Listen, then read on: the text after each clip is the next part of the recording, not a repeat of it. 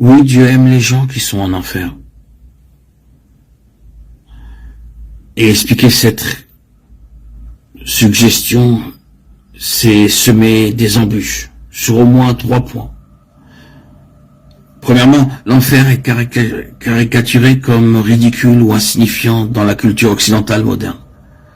Pensez à la fréquence à laquelle l'enfer est décrit comme un réseau souterrain de cavernes dans lesquelles un diable rouge, vif et cornu se cache avec une fourche. Deuxièmement, le concept d'amour a été déformé en une idée omnibus basée sur les sentiments pour correspondre à n'importe quel objet passager du désir humain.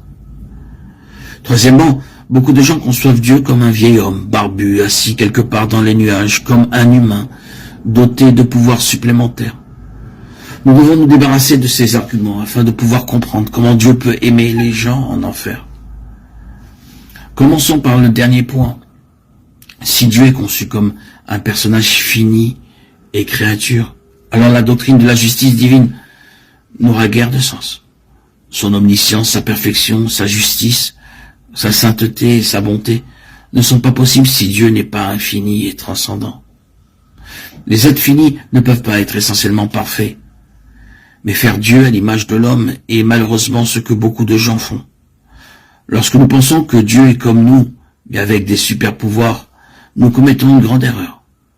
Dieu n'est pas un être dans le cosmos, il est l'être Dieu lui-même. Exode 3.14, Actes 17, 24, 29. Dieu transcende le cosmos. Ceci est essentiel à la question de l'amour de Dieu pour les gens en enfer. Car lorsque 1 Jean 4.8 dit « Dieu est amour », cela signifie que l'essence même de Dieu est l'amour. Cela ne signifie pas que Dieu aime sa création parce qu'elle fait quelque chose pour lui ou qu'il passe par des changements d'humeur ayant de bons et de mauvais jours.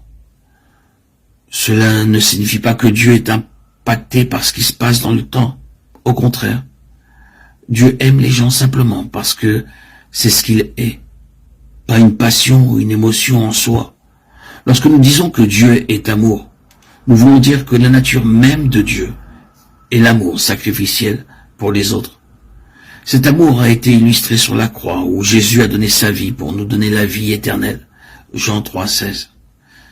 L'essence divine connaît et veut le bien de toutes les créatures.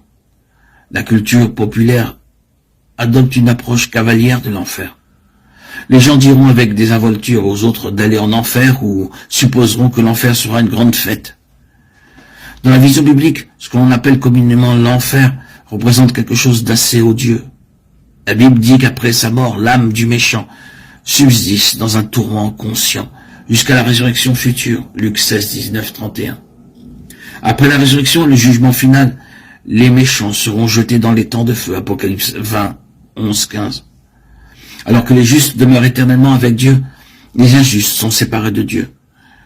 Cela ne signifie pas que la présence de Dieu est inconnue ou absente, mais plutôt que l'expérience de Dieu est différente. Et pour cette raison, l'amour de Dieu n'est pas affecté par nos actions ou notre emplacement. Dieu aime les gens en enfer. Le terme amour au sens chrétien concerne la volonté de ce qui est bon pour autrui. Vouloir le bien de quelqu'un, c'est d'abord discerner ce qui serait bon pour lui, et ensuite agir dans ce sens. Alors, me diriez-vous, comment se fait-il que Dieu aime les gens en enfer? De quelle manière veut-il le bien de ceux qui se sont séparés de lui? Sauf Dieu, malgré la bonté et la grâce réconciliatrice qui lui sont accordées de multiples façons, Dieu aime sa création, puisque sa nature est amour. Mais cet amour se manifeste différemment pour la créature impénitente et pour le pénitent. C'est le même amour vécu sous deux angles. Par analogie, deux personnes dehors par une journée ensoleillée peuvent avoir des expériences très différentes. Si l'une est au soleil et l'autre à l'ombre, dans les deux cas, le soleil est le même. C'est l'expérience des créatures qui est différente, selon leur situation par rapport au soleil. De la même manière, l'expérience de Dieu en tant que créature est différente en enfer et au ciel. Au lieu d'expérimenter la plénitude de la grâce de Dieu, celui qui est en enfer reçoit la plénitude de la colère divine.